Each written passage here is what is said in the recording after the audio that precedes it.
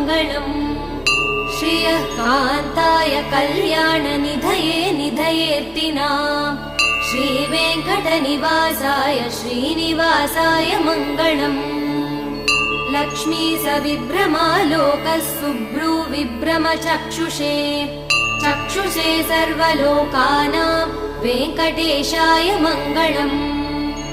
श्रीवेङ्कटाद्रिशृङ्गाग्रमङ्गलाभरणाङ्ग्रये मङ्गलानां निवासाय श्रीनिवासाय मङ्गलम्।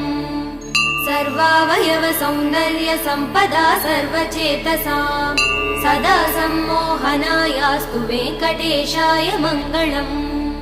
नित्याय निरवध्याय सत्यानन्दचिदात्मने सर्वान्तरात्मने श्रीमद्वेङ्कटेशाय मङ्गलम्।